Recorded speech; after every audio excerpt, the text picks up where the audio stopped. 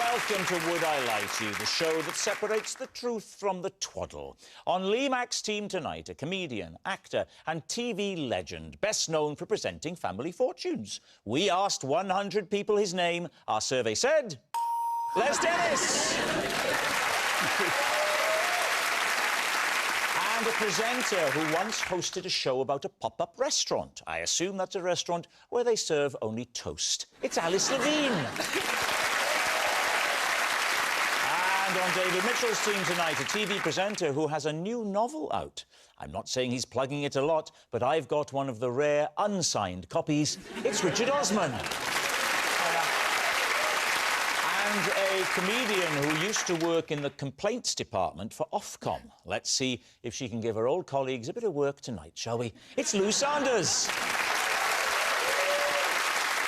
We begin with round one, Home Truths, where our panellists read out a statement from the card in front of them. To make things harder, they've never seen the card before. They have no idea what they'll be faced with. It's up to the opposing team to sort the fact from the fiction, and Richard is first tonight. At school, because of something I once had in my lunchbox, I was given a 7-syllable nickname. Lee's team. You strike me as the kind of kid that you would have had a 1-syllable nickname.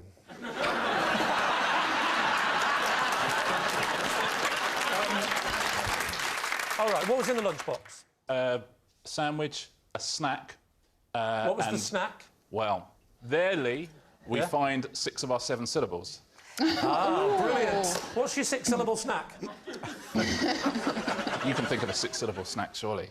I can, yes. The big one, the big one. The big one. Away you go. The big packed lunch, 6-syllable snack. I've thought of a 10-syllable one. Wow. Right. A salt and vinegar packet of crisps. Well done. You're so pleased, aren't you? That's more than you need, though. Yeah. I missed it. What was the snack? So I'll give you the first syllable. Mine are all too long. A packet and a half of cashew nuts. Another 10. Ridiculous. I'll give you the first syllable if you want it. Please do. Dare. Oh, it's Dairy Lee. Triangles. Nearly. Dairy Lee. Go on, then. You can do the next 3. Lunchable. Dairy Lee Lunchable. You remember Dairy Lee Lunchables? I do, but I think they're after your time, no offence. I am... How dare you? I'm 27. Yeah, we're not talking about feet, we're talking about years. So just be clear, the actual nickname was... Dairy Lee Lunchable Boy. How long did the nickname stick? Oh, I would say... I mean, it was a good 2 weeks. Did you have a nickname before that? I was always called Rich. That's so bad, isn't it? And what about after that? Oh, then it was the artist formerly known as Dairy Lee Lunchable Boy. Were you the tallest kid in the year? Yeah. And they didn't think there was a tall nickname that would be more relevant for you? When it comes to those nicknames, the decision-making process is very disordered. Yeah. There's no meeting where someone gets to go, this is ridiculous, this child is extremely tall, and yet we're focusing on a snack. I'm thinking that, say you're on the playing field, you're playing football, it's a long nickname to say pass the ball, isn't it? Dairy Lee Lunchable Boy. That was not my nickname on the football pitch. What was that? What was that? Sub. All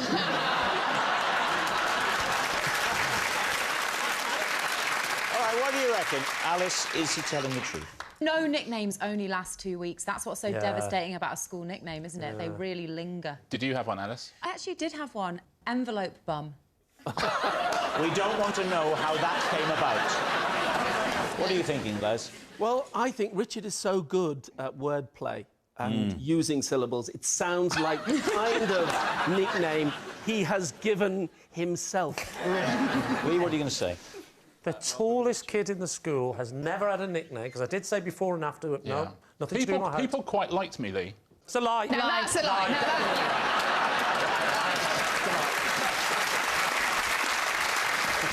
Richard, they're saying that it's a lie. Were you telling the truth or were you telling a lie? It was a lie.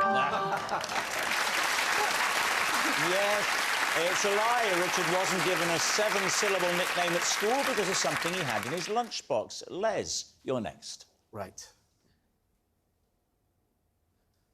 After an incident in a hotel room, the crew of Celebs Go Fishing wrongly believed I was having a breakdown.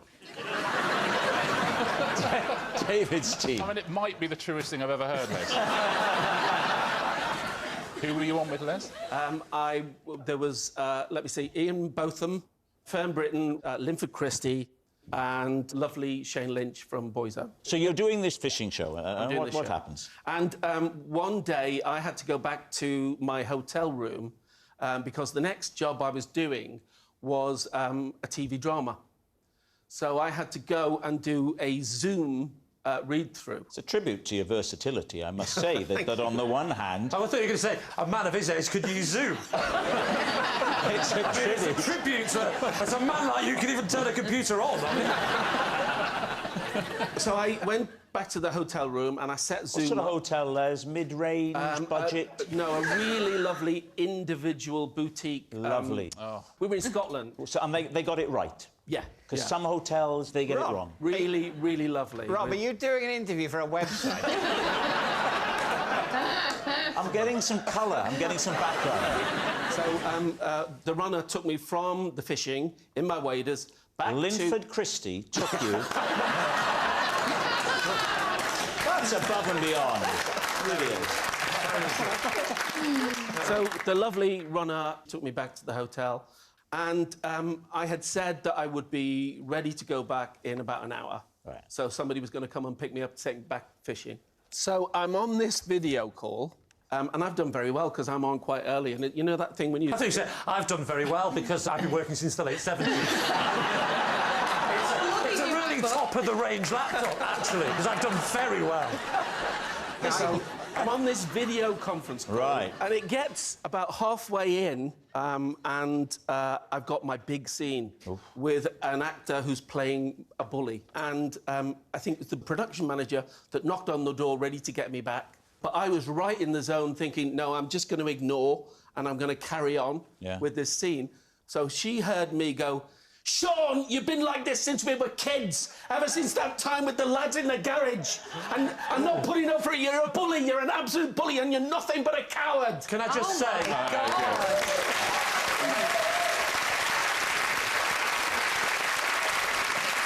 tell you what, all I can say is thank God it was a straight offer and not an audition.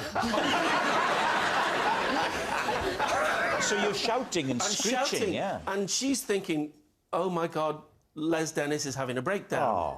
And so she goes downstairs to call the producer. I find out later, and she calls and says, I think Les is having a bit of trouble because he's wandering around his room shouting to this bloke called Sean, and there's clearly nobody there. It's just him ranting on his own. And the producer's going, oh, not again. What are you thinking, Lou? I think it's truth. You don't just think it's true, you think it's truth. I think it's true. But then again, I'm not really sure. What do you think? I believe anything Les says. Well, that could be a weakness in our position playing this game tonight.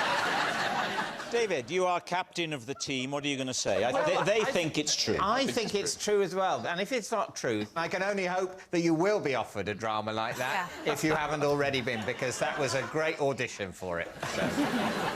Les, were you telling the truth or were you telling a lie? I would like to say that I was telling the truth. Oh. Yes, it's true. The crew of Celebs Go Fishing did believe Les was having a breakdown. Lou, you're next. OK. A singing coach once refused to give me lessons because he said my voice was so bad there was nothing he could do for me. Please, team. Gosh. How old were you, Lou? About 25? So quite recently, then? Yes. I'm kidding. Did you sing a song to exhibit your skills? Yeah, he had a microphone in the middle of the room and said just, you know, belt out of tune to see where I was at, sort of musically. What was this for? I was in a band, yeah. What was the band? Jeff Leppard. Jeff Leppard?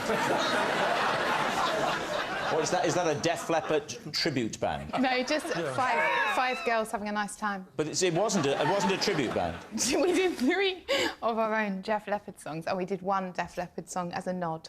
Do you remember the titles of any of those songs? Yeah, Rocking in the Evening with my friend called Stevening. I didn't know that was one of yours. How did that go? Rocking in the evening with my friend called Stevening. I mean, the range is incredible. You couldn't let the producers know that Lou's having a breakdown, could you? Was it the band's idea to send you for singing lessons? Yeah, so it's and just how me. did that conversation go? Was it awkward? No, because I knew that I was sort of limited in certain areas. I was a great front man. What do you call it? A front lady? That sounds rude. You're a great band, but I don't like the look of your front lady. What song did you do at the lesson? It was the one from Mannequin. And, you know... I'll just sing it, and then you'll know it. And we can build this dream together. You know, there were certainly some of the notes. I think I need to stop you there, Rob. It's true. Yeah, but she could be good at acting. Perhaps she's got the voice of an angel and she's lying. La la la la la la la la la. I don't know, Les. I now think it's a lie. I think it's a lie. You think it's a lie? I'll go with my team. OK, saying it's a lie. Lou, truth or lie? True. Yes, it's true. Our next round is called This Is My, where we bring on a mystery guest who has a close connection to one of our panellists. Now, this week, each of Lee's team will claim it's them that has the genuine connection to the guest. It's up to David's team to spot who's telling the truth. So please welcome this week's special guest, Roger.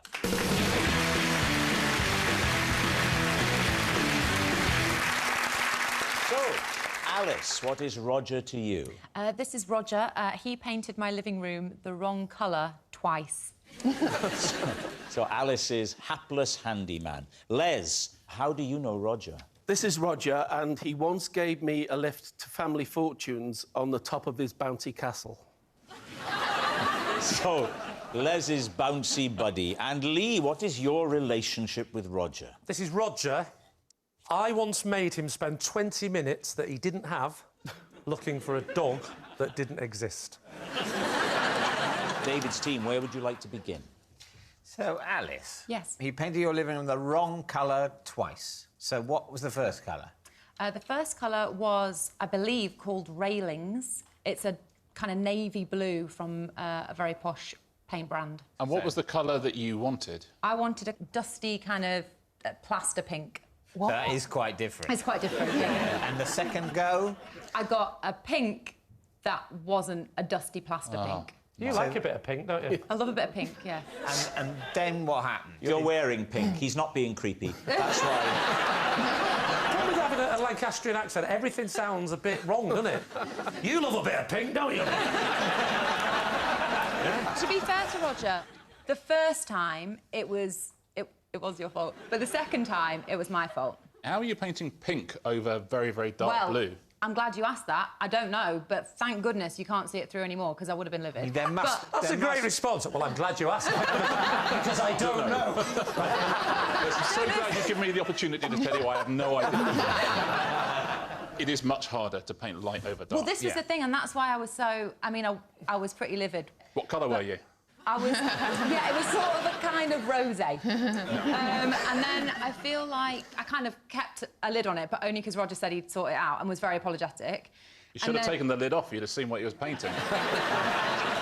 If it turns out that he is a painter and decorator, I'm just glad that he's turned up. I'd also like to say it's the longest I've ever heard a painter and decorator not talking. This is very interesting, Lee, that you're speculating so much about the profession of the person who you know to have been someone you spoke to about a dog. Now, Alice, Yes. you were wanting a pink. How was there miscommunication where you're asking for a pink and he gives you railings? Sure. When he came round to do the quote, he came... I've got very high ceilings, don't want to show off, so he did his quote, quite expensive, because, you know, period property. And so worked it out, wrote it in his little book. Then I went away, then he did his stuff. So that's how I think it was just next to another customer's decision. Right. So you first called him out on it when you saw the railings up on the wall? Yeah, so that's when he was very apologetic and said, I'll sort it as soon as I can. So what went wrong the second time? So the second time, I sent a link to the new colour. Yes. But I sent a link to a colour that I'd been considering. Yes. When you're swatching it and everything. Yes. So that's when it's That my was fault. your because error. So that was my error. So did you have to pay for the second Well, now one? I just live with that colour.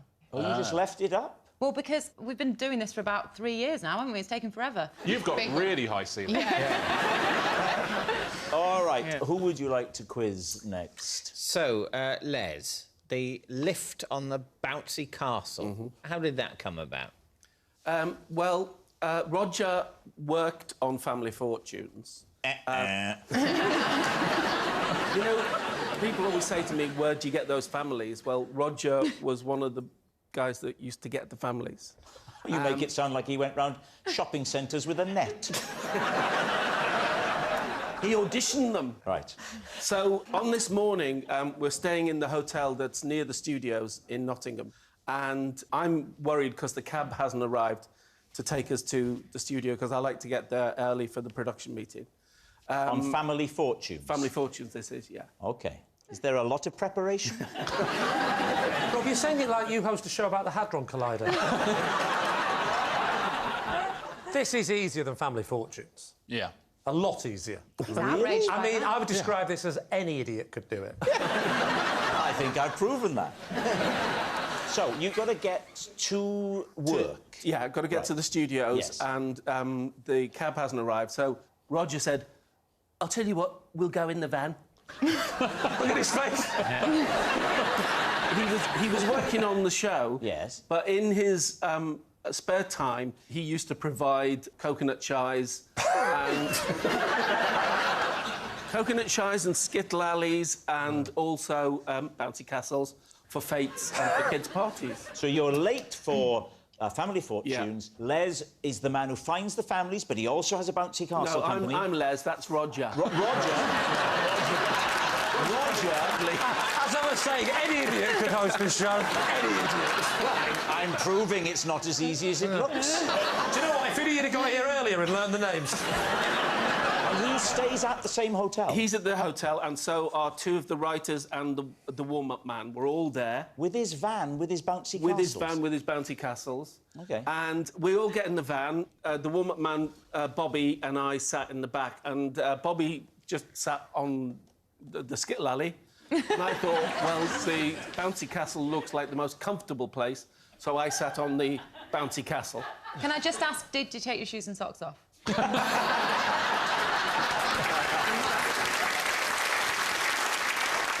It wasn't fully up, it was deflated. So we get in the van, and when we get to the studio, the security man doesn't come out first, so Roger gets his bugle out. And Yes. goes... Why has he got a bugle? Wait, well, Roger is a musician as well as having this leisure cabinet. So he plays the bugle, and the security guy comes out and says, "What have you got?" And Roger says, "I've got 2 comedy writers and a warm-up man and a game show host in the back." And I actually said, "If it's up there, I'll give you the money myself." Oh, come on! All right. Now, what about Lee? Yes, so remind Lee, us, remind Lee, us. what is it you're claiming? I once made Roger spend 20 minutes that he didn't have looking for a dog that didn't exist What was he late for? for work. And what does he do? work as? Bouncy castles. We've already been through that. He's got another job as well as the bugles, the bouncy castles, and the taxi service to Family Fortunes. And the painting. And the musician. He's absolutely recession-proof, isn't he? He also works at a lockkeeper's cottage. A lockkeeper's cottage. He's a lockkeeper. Now, what about this little dog? Yes. What little dog? The little... Oh, the dog, yes. I was having a walk, as is my right. I mean, who's going to stop me? It's an open prison. Yeah. You do what you want. So now I'm having a walk in my local park, and I was caught short. So I popped into an enclosed area of trees and bushes. Yeah. And I did what I needed to do. Number 2? I can't remember which tree it was. I saw a little dog appear. Now, I thought to myself, I know what happens here. Somebody's going to come in after that dog. And sure enough, a man started coming in after the dog. So the dog's now looking at me weeing against the tree, quite shocked to look, as if to say, What? How are you doing that with both feet on the ground? I can see Roger coming in. I quickly zip up. While you're weeing? No, I was able to stop my wee because you're stopping there are mid-wee. people that can stop mid-flow. Some people can do it. I have that kind of control. I can do it, but I don't like to. Luckily, I was coming to the tail end, so I zipped up quickly, and he's now come in, and he sees me as I'm sort of appearing from around the tree. So what do? I panic, and I shout, Sheba! Sheba! And I start pretending I'm looking for a dog. I see. So you then wasted 20 minutes of Roger's time, as we know. But listen, we can all stop mid-flow. It's fine. For 20 minutes... Who said I stopped for 20 minutes? Continue. What now? He said, well, I'll help you look. And he goes off and looks in another area with trees and stuff to see if the dog's over there. I take the opportunity to finish the wee. I'm not going to lie. His dog stays there looking at me as if to go, you liar. After 20 minutes of him seeing me getting upset, but I wasn't upset, I was acting, I eventually had a plan. Because I thought, I can't go from Sheba! Sheba! to... I said, I'm going to get going. Very hard to make that join, isn't it? I'm going to get another dog. You know what I mean? So eventually, when he was far enough away, I went, Sheba! Sheba, is that my phone? Hello? No way! She hasn't. Has she? Yeah.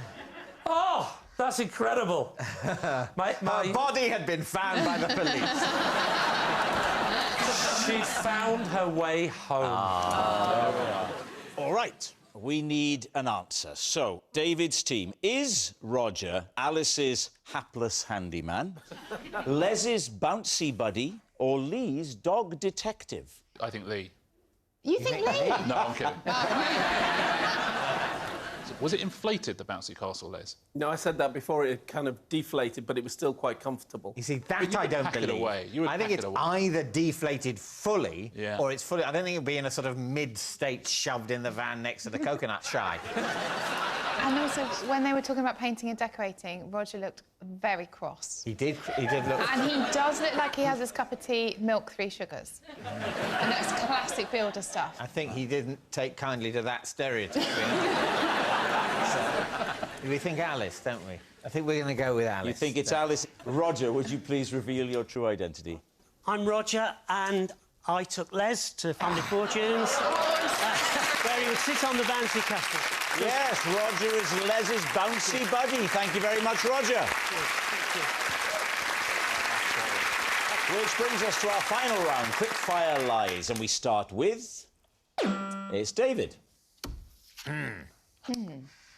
During lockdown, I let my hair grow so long that I would occasionally tie it up in a man bun.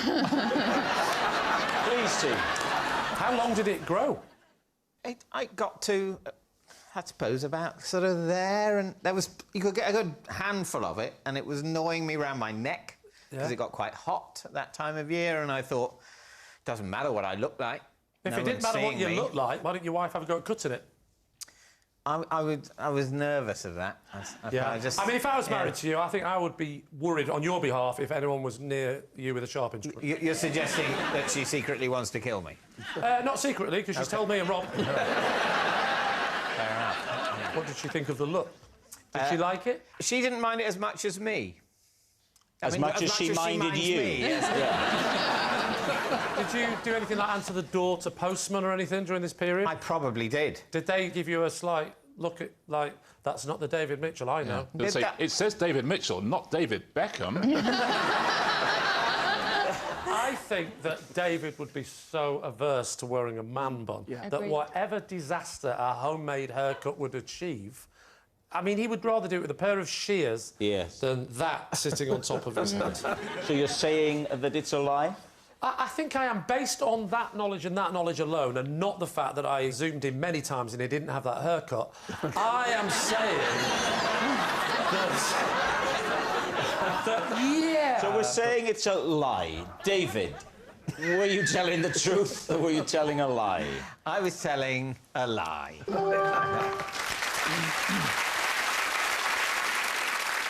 Next, it's Les.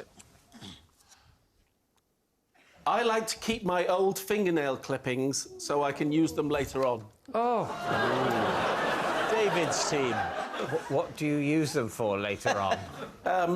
Well, if I've had a sandwich Oh.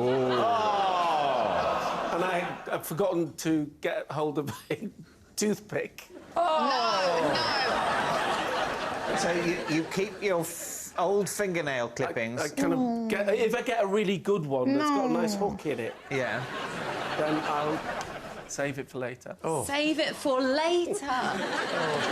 As you cut your fingernails, you're thinking ahead for when you might next need to pick your teeth. Yeah. But you don't think another way of thinking ahead would just be to have some toothpicks with you all the But time. the thing about toothpicks is they don't quite get in, do they? They kind of... Les, are you single at the moment? Now I'm married for the third time. Oh! Yeah, he's already told you twice.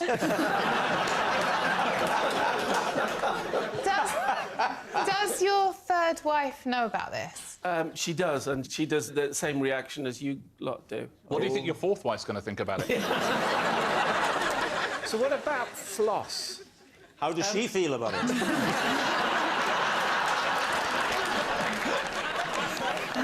All right, Richard, what are you thinking of this? I'm appalled. It's What about you, Lou? I'm hoping it's a lie. Yeah, we're all hoping it's a lie. The thing is, if Les doesn't do it, Yeah. someone had to make it up.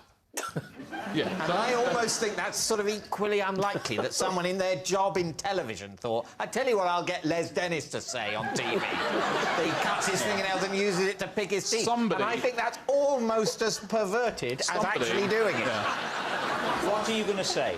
Truth or lie? We're going to go lie. Yeah, OK, We'll you're go saying lie. it's a lie. So, Les, it was a controversial one. Everybody's on tenterhooks. Yeah.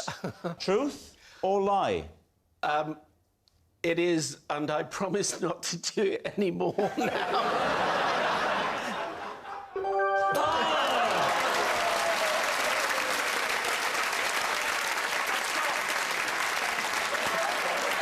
I'm afraid it's true. Les does keep his old fingernail clippings so he can use them later. Oh, that noise signals time is up. It's the end of the show, and I can reveal that David's team have 2 points, Lee's team have 4 points. Thanks for watching. We'll see you next time. Good night. Would I Lie to You returns next Friday at the same time. But tomorrow night, we're putting you in a spin. Big names playing for big money in Michael McIntyre's The Wheel here at 8:30. Coming up, the Mack is back, and being a good neighbour can sometimes be complicated. Brand new Not Going Out, next.